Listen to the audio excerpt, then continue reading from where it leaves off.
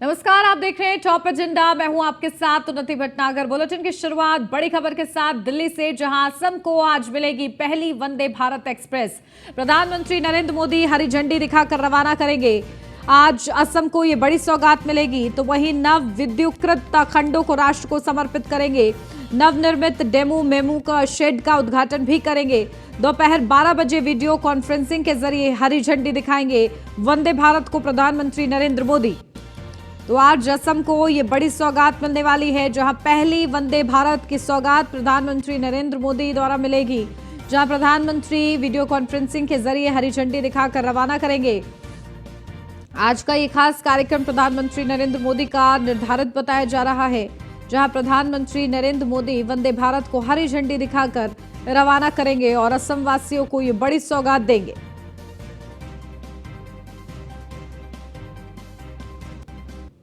तो नवनिर्मित DEMU MEMU shade का उद्घाटन भी करेंगे वीडियो कॉन्फ्रेंसिंग के जरिए। दोपहर 12 बजे ये पूरा कार्यक्रम रखा गया है।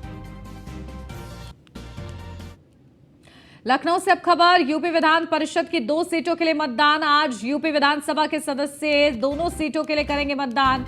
सुबह 9 बजे से शाम 4 बजे तक मतदान होगा। शाम 5 बजे दोनों सीटों की मतगणना होगी। तो यूपी विधानसभा के तिलक हॉल में मतदान होगा। बीजेपी और समाजवादी पार्टी दोनों ने ही अपने प्रत्याशी मैदान में उतारे हैं। एक सीट लक्ष्मण प्रसाद आचार्य के इस्तीफे के बाद खाली हुई है। दूसरी सीट बनवारी लाल की मृत्यु के बाद खाली हुई थी। तो आज 2 सीटों पर विधान परिषद की मतदान हो रहा है। सुबह 9 बजे से शाम 4 बजे तक मतदान चलेगा और इसी के साथ 5 बजे मतगणना की प्रक्रिया शुरू होगी। तो 9 बजते ही मतदान की प्रक्रिया भी शुरू हो जाएगी। ये बड़ी अपडेट आपको बता दें, आज विधान परिषद की 2 सीटों के लिए चुनाव है और बेहद ही खास दिन जहां मतदान होना है। हालांकि भारतीय जनता पार्टी विधान परिषद में भी बहुमत पर है। 2 सीटों से कोई ज्यादा प्रभाव नहीं होगा, लेकिन क्योंकि 2 सीटें भी महत्वपूर्ण हैं और इसी के लिए इस पर चुनाव कराया जा रहा है, तो बीजेपी ने मानवेंद्र सिंह को मैदान में उतारा है एक सीट से। और इसी बीच हमारे संवाददाता स्कंदता मिश्रा हमारे साथ जुड़ गई, सीधा उन्हीं का रुख कर लेते हैं। स्कंदता, क्या कुछ जानकारी? देखिए, 2 विधान परिषद की सीटों के लिए आज चुनाव है। भारतीय जनता पार्टी विधान परिषद में भी बहुमत में है। 2 सीटों से कोई खास ज्यादा प्रभाव नहीं है, लेकिन बावजूद इसके कोशिश बीजेपी की हमेशा बड़ी रहती है। समाजवादी पार्टी ने भी मैदान में प्रत्याशी उतारा है। क्या कुछ संभावनाएं हैं स्कंदता?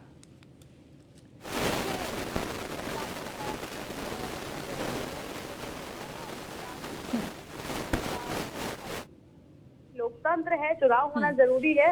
तो ऐसे में भारतीय जनता पार्टी ने अपने प्रत्याशी उतारे हैं और वहीं मुख्य विपक्षी पार्टी समाजवादी पार्टी ने भी अपने दोनों प्रत्याशी उतारे हैं। आपको बता दें ये दोनों सीटें जो है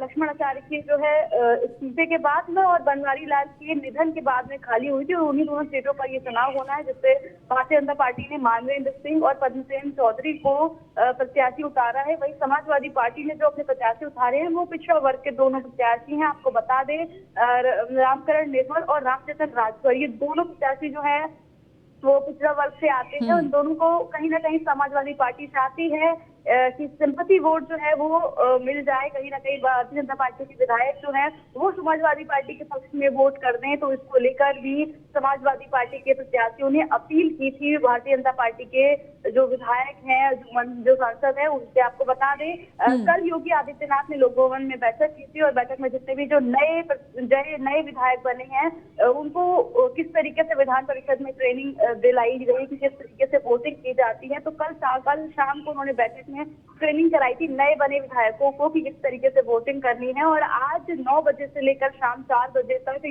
ये वोटिंग का कार्यक्रम चलेगा। आपको बता दें विधान भवन के तिलक हॉल में ये कार्यक्रम रखा गया है वोटिंग का। उसके बाद शाम को 5 बजे मतगणना शुरू हो जाएगी और 6 बजे तक जो है प्रत्याशी भी घोषित हो जाएंगे। ऐसे में देखना होगा कि कौन प्रत्याशी जो है भारतीय जनता पार्टी के वो विपक्ष में वोट करते हैं या फिर अपनी पार्टी के ही समर्थन में वोट करते हैं, क्योंकि कई सारे सहयोगी दल भी हैं।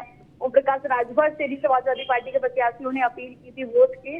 तो ऐसे तमाम जो और सहयोगी दल है उनमें भी देखना होगा कि किसको वोट करते हैं। वही अगर आपको बात बता दें कांग्रेस के जो दोनों विधायक हैं वो दोनों जो है शामिल नहीं हो रहे हैं वोटिंग में, वीरेंद्र चौधरी और आराधना मिश्रा। तो कहीं ना कहीं विपक्षी एकता जो है वो देखने को नहीं मिल रही है।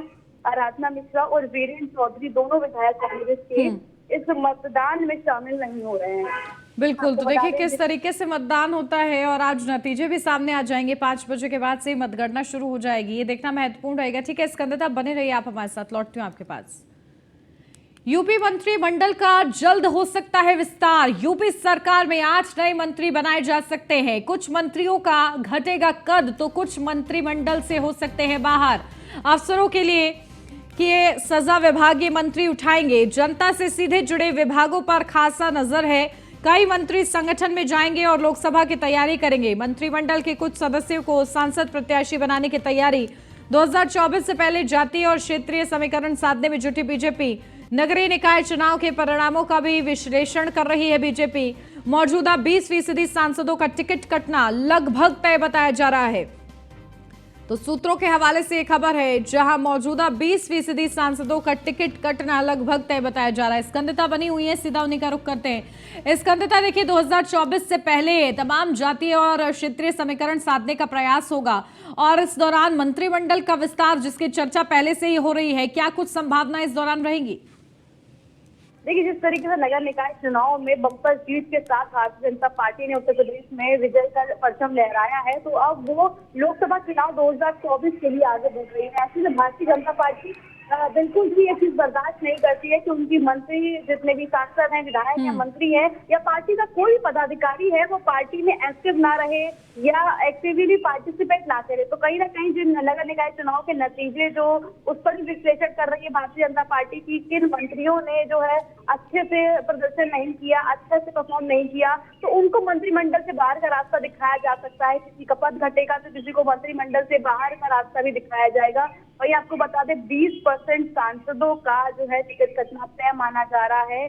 जो नए लोग हैं, कुछ नए चेहरे हैं, उनको शामिल किया जाएगा मंत्रिमंडल में। इसके अलावा आपको बता दें, यूपी सरकार ने 8 मंत्रियों का स्पेस खाली है, जो पहले से ही खाली है। वहां पर जो है नए चेहरों को शामिल किया जा सकता है। अब ऐसे में देखना होगा कि किसको अपने मंत्रिमंडल के विस्तार में क्या कुछ नए चेहरों को शामिल करते हैं। जो खाली पड़े स्पेस है उसको योगी सरकार कैसे भरती है, कौन कौन नए चेहरे होंगे, क्योंकि जिस तरीके से भारतीय जनता पार्टी नए नए चेहरों को हमेशा से देखती आ रही है कि जो लोग जमीन से जुड़े हुए हैं, जो पार्टी के हित के लिए काम कर रहे हैं, उनको मौका देने के नाम पर हमेशा से भारतीय जनता पार्टी जानी जाती है। चाहे वो नगरीय निकाय चुनाव हो या फिर वो विधानसभा चुनाव या लोकसभा चुनाव हो। तो ऐसे में लोकसभा चुनाव की तैयारियों को लेकर तमाम जाति समीकरण, क्षेत्र समीकरण साधते हुए भारतीय जनता पार्टी आगे बढ़ रही है। और जो जिनका प्रदर्शन अच्छा नहीं था, जिन मंत्रियों ने पार्टी के लिए अच्छे से काम नहीं किया था, कहीं ना कहीं उनका पद घट सकता है और कहीं ना कहीं उनको पार्टी से बाहर का रास्ता भी दिखाया जा सकता है। इसके अलावा जो आज खाली पड़े हुए यूपी सरकार में मंत्रिमंडल में, वहां पर मंत्रियों को जो है नया उनको जिम्मेदारी सौंपी जाएगी, उनको जगह मिल सकती है। इसके अलावा जो और विस्तार है पार्टी का, वो भी किया जा सकता है। यूपी सरकार की मंत्रिमंडल का विस्तार भी हो सकता है और भी जो लोग हैं उनको कई मंत्रियों को जो है सांसदों का प्रत्याशी भी बनाया जा सकता है। तो उसको लेकर भी खासा चर्चा चल रही है और जिस पर जनता से जुड़े हुए जो सीधे विभाग है, उनको लेकर भी, उन पर भी नजर बनी हुई है कि बिल्कुल। देखिए स्कंदता, देखना होगा कि किसका टिकट कटता है और किसको बड़ी जिम्मेदारी दी जाती है लोकसभा चुनाव से पहले। इस विस्तार पर नजर बना के रखिएगा और हमारे साथ बने रहिए। लौटती हूं आपके पास। लखनऊ से अब खबर, लोकसभा चुनाव की तैयारियों में जुटी समाजवादी पार्टी। सपा प्रमुख अखिलेश यादव आज करेंगे बैठक। प्रदेश के सभी जिला अध्यक्ष और महानगर अध्यक्षों के साथ बैठक करेंगे। आगामी लोकसभा चुनाव को लेकर चर्चा होगी। निकाय चुनाव के नतीजों को लेकर भी चर्चा होगी। तो ये बड़ी अपडेट आपको बता दें, सपा प्रमुख अखिलेश यादव आज बैठक करेंगे और इस बैठक में 2024 को लेकर चर्चा की जाएगी। अपडेट लेते हैं, स्कंदता लगातार बनी हुई है हमारे साथ। स्कंदता, देखिए जहां एक तरफ बीजेपी की तैयारी ग्राउंड जीरो पर और ज्यादा मजबूत हो रही है, तो वहीं समाजवादी पार्टी भी एक्टिव नजर आ रही है। आज बैठक है और सपा अध्यक्ष के नेतृत्व में ये बैठक होगी, क्या कुछ खास रहेगा? देखिए, समाजवादी पार्टी के सुप्रीमो अखिलेश यादव के नेतृत्व में एक बैठक होने वाली है, जिस बैठक में तमाम जिला अध्यक्ष और सभी प्रदेश भर के महानगर अध्यक्ष आज शामिल होंगे। सभी लोग जो है वो सुबह 9 या 10 बजे तक पहुंच जाएंगे। उसके बाद 10 बजे के बाद अखिलेश यादव ये बैठक को शुरू करेंगे। बैठक में तमाम चर्चाएं होंगी। नगर निकाय चुनाव के जो नतीजे रहे हैं उस पर भी खासा चर्चा की जाएगी, क्योंकि जिस तरीके से समाजवादी पार्टी के प्रदेश अध्यक्ष नरेंद्र पटेल ने कहा था कि उनका जो है प्रदर्शन, हालांकि भले ही समाजवादी पार्टी मेयर की सीट नहीं जीत पाई हो, लेकिन नगर पालिका परिषद और नगर पंचायतों में समाजवादी पार्टी का प्रदर्शन बेहतर रहा है, ऐसा नरेंद्र पटेल ने कहा था कि उसको लेकर भी चर्चा की जाएगी। और जो तमाम जनहित के मुद्दे हैं उन पर भी चर्चा की जाएगी कि किन मुद्दों पर सरकार को घेरा जा सकता है, किन मुद्दों को लेकर 2024 के लोकसभा चुनाव में आगे बढ़ा जा सकता है, तो उनको भी लेकर खासा चर्चा करेंगे अखिलेश यादव।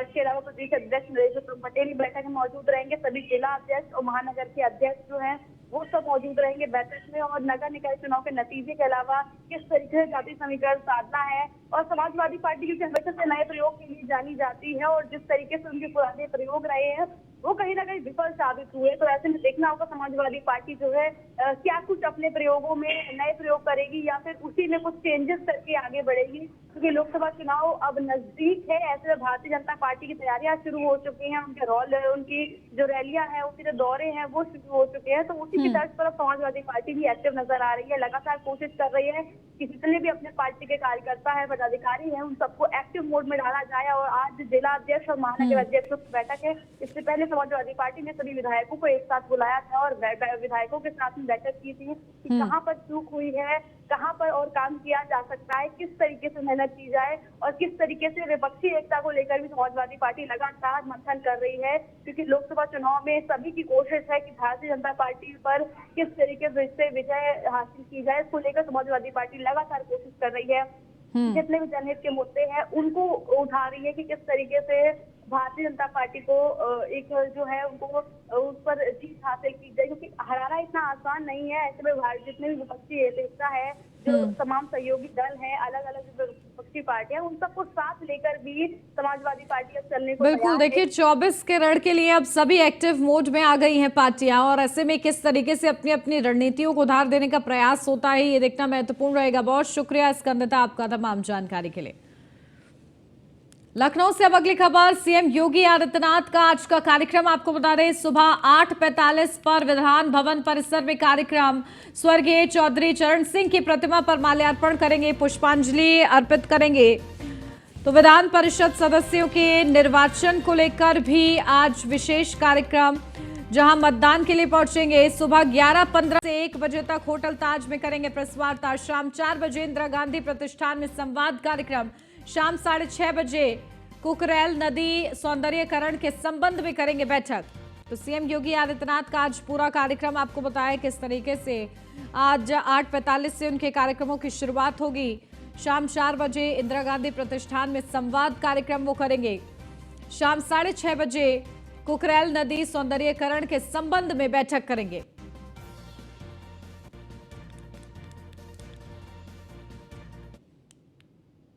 अयोध्या से अब खबर, सनबीम स्कूल में छात्रा की मौत का मामला। अयोध्या पुलिस की तरफ से बनाया बयान जो सामने आया था, जहां पुलिस के अनुसार अब उस बयान को लेकर चर्चा हो रही है। पुलिस के अनुसार स्कूल की प्रिंसिपल रश्मि भाटिया फरार नहीं है। तो रश्मि भाटिया विवेचना में कर रही सहयोग, बयान और वैज्ञानिक साक्ष्यों के आधार पर मामले में होगी कार्रवाई। तो रश्मि भाटिया विवेचना में कर रही सहयोग, पुलिस की तरफ से ये कहा जा रहा है कि वो फरार नहीं है। बयान और वैज्ञानिक साक्ष्यों के आधार पर मामले में कार्रवाई होगी। तो अयोध्या का ये पूरा मामला, सनबीम स्कूल में छात्रा की मौत का मामला, जहां छुट्टी के दिन छात्रा को बुलाया गया, संदिग्ध परिस्थितियों में उसकी मौत हुई है। जहां एक तरफ आत्महत्या बताने का भी प्रयास हुआ, लेकिन ये हत्या निकलकर सामने आ रही, कई बड़े सवाल इस ओर इशारा कर रहे हैं। हालांकि पुलिस इस पूरे मामले की गुत्थी सुलझाने का प्रयास कर रही है। इस बीच रश्मि भाटिया विवेचना में सहयोग कर रही है, ये पुलिस की तरफ से कहा गया है। साथ ही बयान और वैज्ञानिक साक्ष्यों के आधार पर मामले में कार्रवाई होगी, इस बात का आश्वासन भी दिया गया है। सनबीम स्कूल में छात्रा की मौत का ये पूरा मामला है, ये पूरा मामला चर्चा में है। अयोध्या पुलिस की तरफ से बयान सामने आया है, जहां पुलिस के अनुसार स्कूल की प्रिंसिपल रश्मि भाटिया फरार नहीं है। तो रश्मि भाटिया विवेचना में सहयोग कर रही हैं, पुलिस की तरफ से ये जानकारी दी गई है। लेकिन सहयोग के साथ साथ क्या बड़े खुलासे करती हैं वो, ये देखना महत्वपूर्ण रहेगा। अपडेट लेते हैं, हमारे संवाददाता राघवेंद्र शुक्ला अयोध्या से हमारे साथ जुड़ गए हैं। राघवेंद्र, देखिए लगातार इस खबर पर आप नजर बनाए हुए हैं। इस खबर में बड़ी अपडेट ये सामने आ रही है कि पुलिस ये कह रही है कि रश्मि जो है फरार नहीं है बल्कि वो सहयोग कर रही है। कुछ खुलासे अभी तक हो पाए हैं इस पूरे मामले से जुड़े हुए? सबसे हैरान कर देने वाली बात यही है कि इतने बड़े मामले में आखिर पुलिस अभी तक चुप्पी क्यों साधी हुई थी। न्यूज वन इंडिया ने भी लगातार खबरों का प्रसारण किया है, आवाम को भरोसा दिलाया कि इस पूरे मामले का पर्दाफाश होकर के ही रहेगा। जब हमने पूरे दिन इस खबर को जो है दिखाया दर्शकों को, तो उसके बाद से पुलिस ने जरूर इस बात को कहा है कि रश्मि भाटिया जो प्रिंसिपल सनबीम स्कूल की है वह फरार नहीं है। लेकिन अभी उसने क्या कुछ कहा है, आखिर इसमें अन्य जो आरोपी हैं, चाहे वह ब्रजेश यादव हो, अभिषेक कनौजिया हो, या इसके अलावा ऐसे भी तमाम लोगों का भी नाम आ रहा है। क्योंकि चर्चाओं का बाजार जो है वह बेहद ही गर्म है। हर कोई अपनी अपनी बात को रख रहा है। पुलिस अधिकारी अभी फिलहाल मौन है, लगातार उनसे सवाल भी किए जा रहे हैं। मैंने खुद रश्मि भाटिया को कॉल की, उनका फोन पिक नहीं हुआ। ब्रजेश यादव का आखिर मोबाइल नंबर स्विच ऑफ जा रहा है, अभिषेक कनौजिया का भी मोबाइल नंबर स्विच ऑफ है। तो लगातार जो अभी तमाम सारी बातें निकल करके आनी है वो अभी फिलहाल काफी हिडन में है। देखने वाली बात यह होगी कि पुलिस आखिर पोस्टमार्टम रिपोर्ट के बारे में क्या कुछ बताती है, बिस्तरा रिपोर्ट के बारे में क्या कुछ बताती है, फॉरेंसिक लैब में क्या कुछ निकला है इसके बारे में क्या बताती है।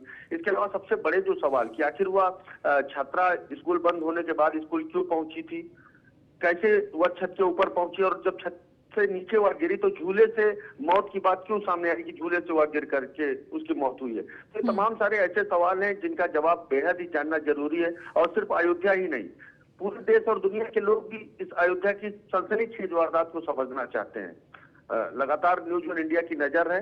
बहुत जल्द ही इस मामले में मुझे लगता है कि अपडेट मिलेगी। बिल्कुल, तो देखिए ये माना जाए कि निष्पक्षता के साथ इस पूरे मामले पर जांच हो रही है राघवेंद्र, ताकि परिवार को न्याय मिले, क्योंकि अब उनकी बेटी तो वापस नहीं मिल सकती उनको।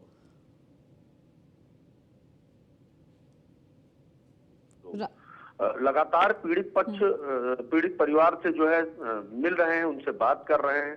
और पीड़ित जो मृतका है उसके पिता का भी कल न्यूज वन इंडिया पर कॉल की गई थी कि पुलिस द्वारा सहयोग मिल रहा है। तो ऐसे में अभी ये कह पाना थोड़ा सा जल्दबाजी होगी कि कितनी जल्दी इस पूरे घटना का खुलासा होगा। लेकिन इतना जरूर कि जो भी इस पूरे मामले में है वह बख्शा नहीं जाएगा, ऐसा पुलिस की तरफ से दावा किया गया है। लेकिन चूंकि एक तरफ कानून निर्दोष को जो है बचाने का भी प्रयास करती है और दोषी को जेल भेजने की कार्रवाई करती है, तो इन तमाम सारे मुद्दों पर भी पुलिस कहीं ना कहीं काम कर रही है। ठीक है, बहुत शुक्रिया राघवेंद्र आपका तमाम महत्वपूर्ण अपडेट के लिए।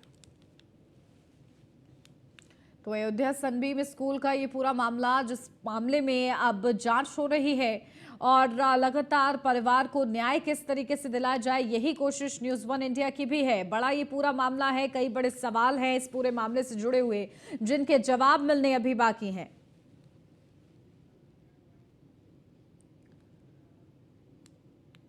गाजियाबाद से अब खबर, जहां लगातार बदमाशों के हौसले बुलंद हैं। नकाबपोश 5 बदमाशों ने लगभग 15 लाख के जेवर और नकदी उड़ाए हैं। तो ये बड़ी खबर आपको बता दें, गाजियाबाद से बदमाशों के हौसले बुलंद। नकाबपोश 5 बदमाशों ने लगभग 15 लाख के जेवर और नकदी उड़ाए हैं।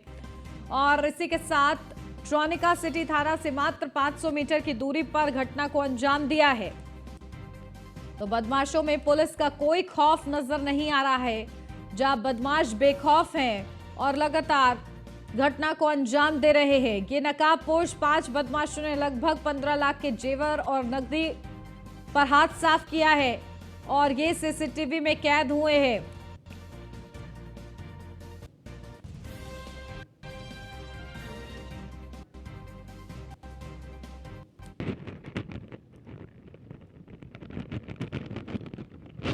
अयोध्या से अब खबर, जहां मर्यादा पुरुषोत्तम भगवान राम एयरपोर्ट अब लगभग बनकर तैयार हो गया है। इसको लेकर डायरेक्टर की तरफ से बड़ा बयान भी सामने आया है।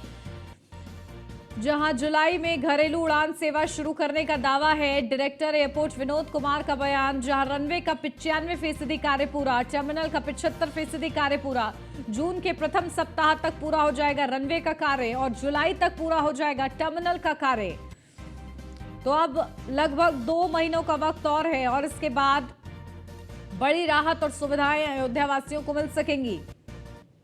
तो जून के प्रथम सप्ताह तक पूरा हो जाएगा रनवे का कार्य, ये आश्वासन, और जुलाई तक पूरा हो जाएगा टर्मिनल का कार्य। एयरपोर्ट पर रनवे का काम लगभग पूरा हो ही चुका है। बस कुछ ही दिनों में पूरा हो जाएगा वो। मई एंड तक हम उम्मीद करते हैं, नहीं तो जून के फर्स्ट वीक में बिल्कुल पूरा हो जाएगा रनवे का काम। और जहाँ तक बिल्डिंग का काम है, बिल्डिंग का काम उम्मीद है कि जुलाई में पूरा हो जाएगा। अब तक कितने % काम पूरे हो चुके हैं? लगभग 75% काम पूरा हो गया है बिल्डिंग का भी, और रनवे का 95% काम पूरा हो गया है। और अभी आप देख रहे हैं कि एक यूनिवर्सिटी बिल्डिंग है, हम लोग जल्दी ही उसके अंदर अपना ऑफिस भी शिफ्ट करने वाले हैं। जैसे जो दिक्कतें आ रही है अभी तक, जो है जैसे कि जो लोगों का मकान है इसके लिए दिक्कतें थोड़ी सी ऑब्स्टेकल्स के लिए दिक्कतें आ रही हैं हमें, लोग थोड़ा सा इतनी जल्दी नहीं मानते हैं, लेकिन प्रयास जारी है। और प्रशासन के सहयोग से, लेखपाल जी के सहयोग से और तहसीलदार के सहयोग से, हमारे डीएम साहब भी हमारे बहुत कोऑपरेटिव हैं, तो उनके सहयोग से हम लोग ऑब्स्टेकल्स को गिराने में भी लगे हुए हैं। और जून एंड तक सारे ऑब्स्टेकल्स उम्मीद है। समाजवादी महिला सभा के राष्ट्रीय अध्यक्ष जूही सिंह ने समाजवादी महिला सभा की राष्ट्रीय कार्यकारिणी में ज्योति यादव को राष्ट्रीय सचिव नामित किया है। महिला सभा की राष्ट्रीय कार्यकारिणी में ज्योति यादव के राष्ट्रीय सचिव बनाए जाने पर पार्टी नेताओं, कार्यकर्ताओं ने प्रसन्नता व्यक्त करते हुए उन्हें बधाई दी है।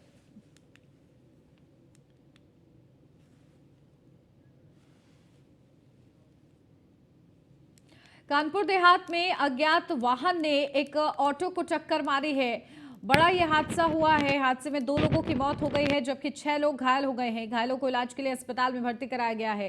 हादसा भोगनीपुर के वीपीएन अस्पताल के पास हुआ। ऑटो केलई से पुखराया जा रहा था। इसी दौरान वाहन ने ऑटो को टक्कर मारी है।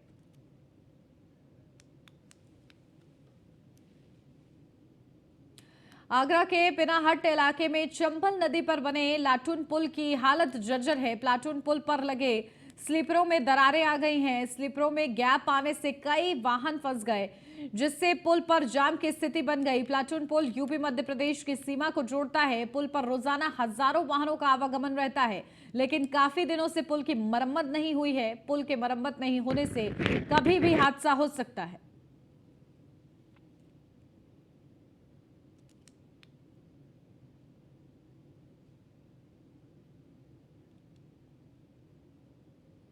मुजफ्फरनगर की मुठभेड़ में गौकश रईस हुआ घायल। कॉम्बिंग में गौकश उम्मीद हुआ अरेस्ट, जहां गौकशों के कब्जे से 2 तमंचे, 4 कारतूस बरामद किए गए हैं। साथ ही गौवंश व गौकशी के उपकरण भी बरामद किए गए हैं। दोनों गौकशों पर गौकशी के कुल 11 केस हैं। बुड़ाना के अटेरना जंगल का ये पूरा मामला बताया जा रहा है।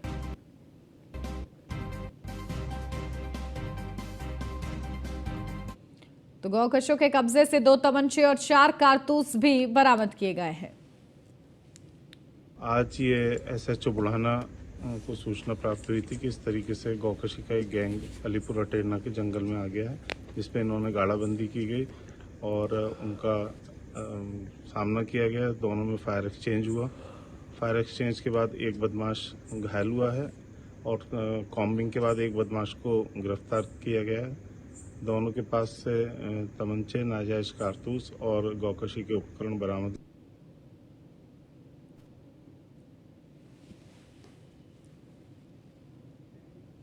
तो कॉम्बिंग में गौकश उम्मीद हुआ है अरेस्ट, जहां उसके पास से उपकरण भी गौकशी के बरामद हुए हैं और इसी के साथ साथ उसकी गिरफ्तारी हुई है। अब बड़े खुलासों का इंतजार किया जा रहा है। अपडेट लेते हैं, हमारे संवाददाता सचिन जौहरी हमारे साथ जुड़ गए हैं। सचिन, देखिए सफलता पुलिस को मिली है और 11 केस है दोनों गौकशों पर, गौकशी के, और इसको लेकर क्या कुछ अब प्रशासन का कहना है इस पूरे मामले पर?